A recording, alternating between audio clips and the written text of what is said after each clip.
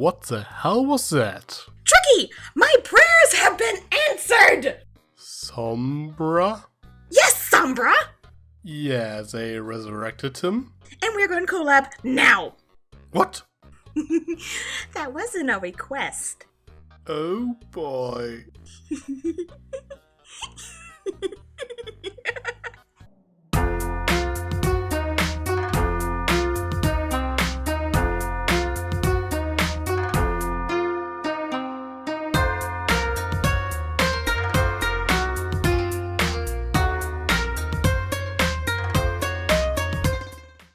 The beginning of the end, really. That's how they decided to name the first episode of the final season. A bit on the nose, isn't it? Subtlety has not been the writer's strong suit, to say the least. In any case, maybe we should start with the elephant in the room. Without a doubt, the stupidest thing about this episode is Celestia and Luna's sudden decision to retire and to name Twilight and the main six the new rulers of Equestria. Like, what the hell were they smoking? I don't mind the general idea that Twilight becomes Celestia's successor. In fact, I think it's a pretty good idea. But I hate the way it was handled. They send an emergency call to the main six, so they rush to Canterlot, then they drop the bomb that they want to retire, and tell Twilight that they want to do it within a couple of days. Not only that, they don't really give Twilight any choice in the matter. They just kinda want to dump everything on her at once. Why do they want to transfer their power to Twilight immediately instead of, call her over for tea and discuss the matter in detail? Give Twilight a couple of months to prepare, for Christ's sake. Sure, they are confident that Twilight can handle it, and Celestia did say that everything she did over the years was a training program, but no, that's not enough. Twilight and friends have experience dealing with villains that try to conquer Equestria, but it has nothing to do with running a country. They do realize that at the end apparently, but the damage is already done at that point. Those two reached a new low. Celestia wanting to retire can make sense to me. I mean, she's been in charge for over millennia. Luna, my dear, what's your excuse? You're off at the lunar loony bin for most of your sister's reign. Why do you think you get to skip off to an early retirement as well? If Celestia was to step down and Twilight was then to take the place of Luna and Luna take the place of her sister, this would make a lot more sense. Of course, logic, as always, is lacking here. This isn't even touching on what the nobles might think of this whole shift in power. Now, admittedly, from what the audience can tell, they always have been kinda useless. I mean, the episode even points it out itself. If you think about it, they literally almost never help. And we still always win! Like when Sombra almost took back the Crystal Empire, or when Chrysalis pretended to be Cadence, or when Kira came back and absorbed all the magic, or the other time Chrysalis tried to take over, or with Cozy Glow in the school! Am I missing anything? Pony of Shadows. Starlight when she was evil. Discord when he was evil. Do Flim and Flam count? They didn't even mention how Celestia just stood there, waiting to be turned into stone by Fizzlepop. Pointing out your problems doesn't make them go away. I think this episode is perhaps the last nail in Celestia's and Luna's coffin. The show itself acknowledged that they are useless, and now they announce that they want to retire in the worst possible way, until they realize that they might be jumping the gun a little bit. They put way too much pressure on Twilight at once instead of easing her into it. Even if everything Celestia has put her through has been for the purpose of training her, a bit more forewarning would be nice. I mean, Cadence would have made a better choice as she was raised to be a ruler, whereas Twilight, for all we know, until the end of Season 3, was under the impression she was being trained to be an advisor.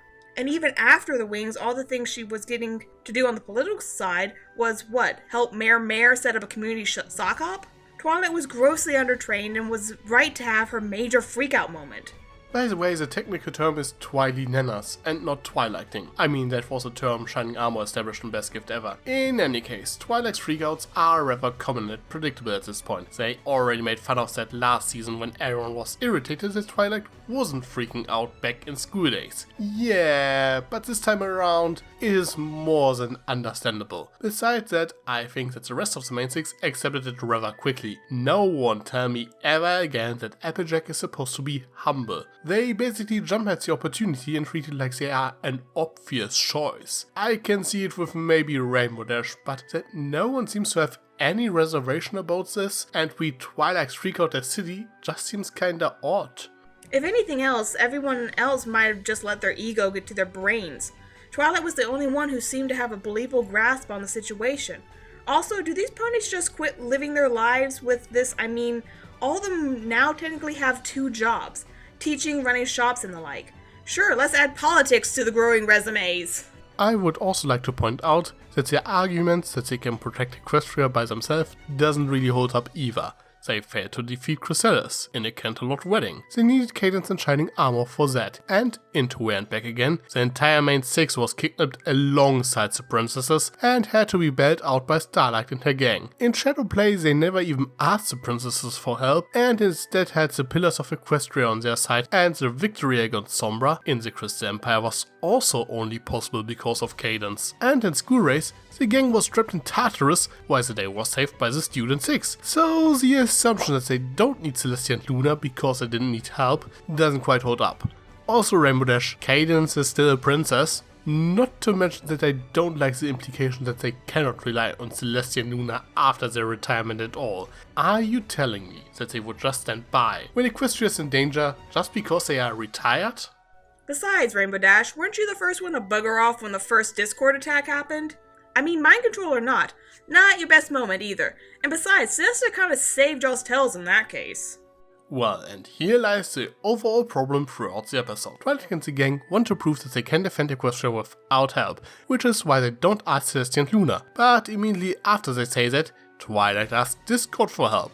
First contradiction, how is asking Discord for help any different than asking the princesses? If Discord solves the problem for them, it wouldn't prove that they can do things on their own. Next, after Discord denies his help, they decide to get the Elements of Harmony. Discord reappears in question if using the Elements of Harmony would be considered handling things on their own. Now he raises an interesting point. One I don't agree with in this case. I would consider the elements more of a tool than outside help, but what really kills it is Twilight's counter-argument. My family is in danger. I'm not taking any chances. She's got a point. Ugh, fine. What's his problem? She basically accepts Discord's argument that the elements are outside help, but that she will use them anyway because she's not willing to take any chances. Strike 2. She is taking chances by not telling Celestia. She is contradicting herself. And then at the end the lesson is apparently that a good leader knows when to ask for help. But that's what she did. She immediately asked Discord for help. Okay, the actual lesson is that a leader can admit mistakes because this is what it was. Not telling Celestia to prove something was a mistake. Yes, but I don't think that it had anything to do with knowing when to ask for help, when that is exactly what she did. But I think this sort of contradicts the other lesson Twilight learned in this episode, to trust herself and her friends, that they can overcome any challenge together. Admittedly, they learned this one pretty much every other episode, but Twilight obviously needed the confidence boost, and there's a point to be made that they still relied too much on outside help to handle the problems, be it the princesses, the Elements of Harmony, or Discord. Discord went out of his way to show them that they can do things on their own. Had Twilight asked Celestia for help, she wouldn't have learned anything. This is not to say that it was right for Twilight not to tell her. Far from it. The loss of the Tree of Harmony was a giant blow to Equestria, but I think it's a bit of an issue that this episode was obviously not sure what it wanted to teach. Knowing when to ask for help is a major lesson that any new leader needs to learn. But that lesson was swept under the rug as not to make Twilight look like a complete fool when a great leader needs to know when to admit their failures or whatever. In both cases, the lessons are good, but sweeping one away to make the hero look in the right light just leaves a bad feeling in my mouth. Honestly, there is more than one reason why I was rooting for Sombra for most of the episode. Another small thing that kinda bothers me is that Twilight and Co. kinda gets their priorities mixed up. I appreciate that the writers remembered that the Everfree Forest goes out of control without the Tree of Harmony around, but was it really necessary for them to waste hours to try fighting some freaking roots? Sure, the Everfree Forest is something they need to deal with, but just trying to fight it with some garden tools was rather stupid, and I'm not sure what they were hoping to accomplish, especially when you consider that the Everfree Forest has more than one border, so while they were trying to keep it under control in Ponyville, it probably wreaked havoc somewhere else. And that's sort of the issue, they were only trying to keep Ponyville safe, when Sombra is a threat to all of Equestria. While the roots might damage some buildings, no pony was in any actual danger, since everyone was mind-controlled and drafted by King Sombra to lay siege on Canterlot. Correct me if I'm wrong, but this seems to be a more pressing matter. If you look at it this way, Sombra saved the citizens of Ponyville by removing them from the danger zone. Points for the king.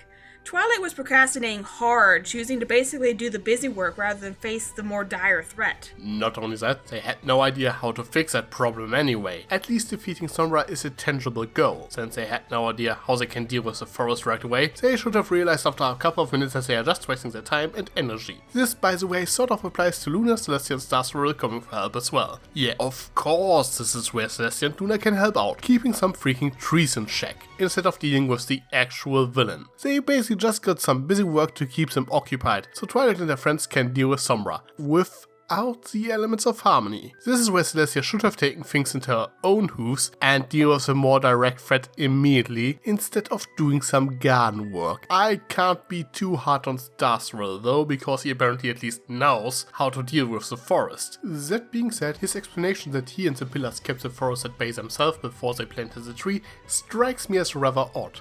Back in Princess Twilight Sparkle, the forest only tried to take over because of the seeds Discord planted. But now it's apparently something the forest simply does. I'm not sure if this is an intentional retcon or if this was a mistake on the writer's part. Not really a deal breaker, just something that slightly irritates me. Yes, let's let the ponies who have actually defeated the King of Shadows without the help of magical artifacts tend to some unruly plans while sending the kiddos with a half-baked plan. What can go wrong?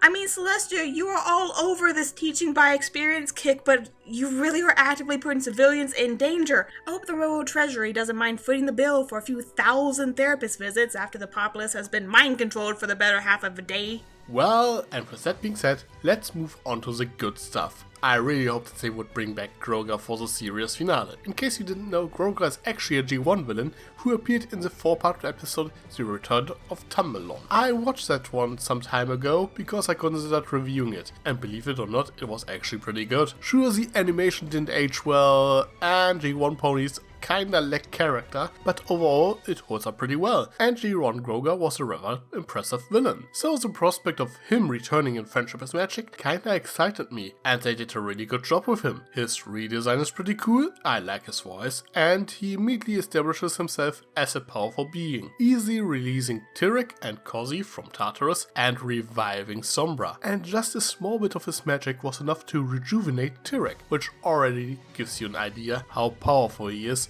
when you consider how much magic Tyrek had to absorb to get the same results back in Twilight's Kingdom. But not only is he powerful, he is also portrayed as ruthless and cunning, making an example out of Sombra after he failed and knowing that it is better to wait for the right opportunity to strike rather than to rush into things. That, and he is apparently not at full power yet. Funnily enough, he was first mentioned in A Flurry of Emotions in the story Twilight read to the children at the hospital. Chrysalis even brings up Gusty the Great, the hero of that story. Now, before you jump in the air and say that his return was foreshadowed back in that episode, I doubt it. I don't think that the writers really had Season 9 planned out when they were working on Season 7. Obviously, I cannot tell how long they toyed with the idea to bring Grogar back, but in Flurry of Emotions, it was most likely not much more than a small reference for fans, and the writers simply kept it in mind when they wrote this episode. Still a nice continuity nod. Bringing back Sombra was something I've been waiting for since Season 3. And by doing this to help establish the magical capabilities of this incarnation of Grogar was both useful and warmed this fangirl's heart. Bringing together the greatest villains would be a great way to send off the show, but we have the King of Shadows, magical sacking centaur, a disgraced changeling queen who might be slipping off our mental rocker just a bit. And seriously guys, changelings aren't meant to be alone for that long, guys. It seriously does stuff to our brains. And to round off this terror group, we have a literal child. Grogar, I'm sure you have a plan, but can we swap Sombra for Kozzy? It would make more sense. The general idea of Grogar forming a Legion of Doom to take over Equestria of course strikes my fancy. Villain teams up have a lot of potential after all, and I am of course looking forward to see more of Tyrek, Chrysalis and heck even Kozzy. I'm not sure why Grogar bothered to free her, considering that she's hardly an asset, but heck, everything she said and did throughout the episode was comedy gold. Her relationship with Tyrek is just hilarious, so as far as comic relief goes, I'm actually rather happy that she's around. Tyrek's and Kozzy's interactions were an awesome addition to an episode, and I look forward to the antics to come. They definitely meet the odd couple comedy style. If Grogar sent them on a recon mission somewhere in the future, it would be hilarious. And then there's of course Chrysalis. Yeah, a villain team up was probably the only way to turn her into a viable threat at this point. And I can't get enough of her, so having the Changeling Queen around is certainly great. But now let's get to the big guy. The star of this episode, King Sombra! Move over, Fox, I got this. Sombra, King of Shadows and ruler of your fears, we dark-hearted fangirls have been waiting 6 seasons for this, and he is glorious! I have never screamed in joy as much as I did at his appearance, although it took some time to get used to the canon voice. Seriously, was he channeling Prince Blueblood or something? He was smart, had a plan, and the power to follow through. He faked his demise and then followed the enemies to the source of power to neutralize it. Then, making a full-scale invasion on the capital using the citizens as the fighters, as the opposing force would want to go full force against them, making their defeat easier and only growing his own force in the process. It is a fact he got vaporized twice in the episode that gives me hope that he might be skulking around. Overall, it was his pride that was his downfall, and if he makes another return, I'll be excited to see what he does. Well, his pride wasn't actually that much of a problem. It prevented him from teaming up with Grogar, yes, which obviously would have been the safe option, but if it wasn't for Discord, he seemed to have it in the bag. He was like a juggernaut, pretty much unstoppable. How he conquered the Crystal Empire within minutes was just entertaining to watch. I mean, sure, he was a bad guy, but he was cool while doing so. Of course, one thing that might confuse a few people is, why didn't the Crystal Heart immediately obliterate him, like it did the last time? At first glance, this might seem a bit like a plot hole. However, you have to keep in mind how the Crystal Heart actually works. In the Crystal Empire, it was basically overcharged by all the Crystal Ponies channeling their positive emotions into it. Here they had no opportunity to do so, as they were put under mind control immediately by Sombra, and the Crystal Heart, when it was used, basically only had its own inherent magic to work with to free everyone from his control. So that was apparently not enough to kill him right away. It still seems a bit odd, but when you think about it, it sorta makes sense. Still would have been nice if they had taken a minute to explain that. And of course his status as a juggernaut is also a bit undermined when it was revealed at the end that Discord could have taken care of him right away and only didn't do so because he wanted to teach Twilight a lesson. But hey, it was fun while it lasted, and this was probably the best Discord performance in seasons. First of all, it's the first two-parter that actually addressed him. He was just kinda absent in Shadowplay, School Race, or even the movie, even though he could have easily taken care of Corsi, Stygian and the Storm King. And this episode makes a good case for why. For one, it doesn't really concern him, unless maybe Fluttershy is in trouble. And he doesn't want the main six to rely on him. He goes out of his way to boost Twilight's confidence and to teach her that they can handle a situation like this on their own. Now, the reason why this works for Discord and not Celestia is because Discord doesn't really care about eventual consequences that result from his inactivity. Heck, the distraction of the elements of harmony is probably even a bonus for him. As long as Fluttershy doesn't get hurt, he doesn't care. When Celestia gambles the fate of Equestria on Twilight learning a lesson, I think this is a bit more problematic. You know, if Sombra ever came back, all he would have to do is kidnap Flurry and Fluttershy and use them as pawns to keep the royals in Discord from outright fighting him. Then maybe find a few bits of that rock that Chrysalis' throne was made of to dissuade a magical rescue, and boom, evil takeover ensured. He would probably do something like that. Sombra didn't really account for Discord after all. He was aware of him, but he most likely didn't know that he allied himself with Equestria. After all, he was kinda dead when that happened, and even though he failed, this episode did highlight how cunning Sombra is. Going for the Crystal Empire, and when that backfired, he quickly came up with Plan B. And hey, he destroyed the elements of harmony. Even though the main six don't really need him anymore, that was still a big win for him. He accomplished more than any other villain in this show so far. Team Sombra all the way! Well, and besides that, this episode is actually pretty well paced. A lot of things happen, there's barely any time to breathe, but it doesn't feel particularly rushed. There simply is a lot of action, so at the very least I think this is maybe the most fun two-parter to watch, as it doesn't waste any time whatsoever. Heck, even the exposition dump in Grogar's lair was pretty entertaining, as the villains played each other off rather nicely. And I guess this is a good point to wrap things up. Overall, if they had fixed the bombshell beginning, I would have had few if any complaints. Grogar was a nice addition to the villain roster, and I look forward to whatever he has planned in the future. Of course, Sombra was the highlight for me. I only wish I could have seen some interactions between him and Starlight. That would have been fun. The main six were okay, and put a bit too much on Twilight just having another freak out. I mean, she had a reason to. Hello? Celestia and Luna being negated to Cyborg normal at this point, and the cameo from Star's World was nice. Overall, 8 to 10 will resurrect Sombra again. If it wasn't for Celestia and Luna being so stupid in the beginning, this is as close to a perfect two-parter as it gets. Heck, I didn't have such a good time with a two-parter since Twilight's Kingdom, and it's easily the best paced one in a while. School Race, Shadowplay, To Where and Back Again, and the Cutie Map all wasted time on unimportant scenes and had a rather rushed resolution as a result. This episode, however, manages to balance everything just right. Sure, you could maybe improve it a bit here and there, but there's no deal breaker. They really started season 9 off with a bang, and I can't wait to see what happens next. Oh, okay, but seriously, Stricky, do you know a necromancer? And I'm not sure if that's such a great idea. Shut up, we're gonna revive Sombra now. Don't you need to get that spell Groga used? Probably right. Well, see ya. Where are you going? To break into a demon goat lair of evil and steal a book on death magic. Bye-bye! Oh boy, and better make sure that she doesn't hurt herself. I am Tricky Fox, stay foxy. Countess, wait, think about this. Sly as a fox, you got me under your spell. But you know I'll never tell that I know you know so well. Some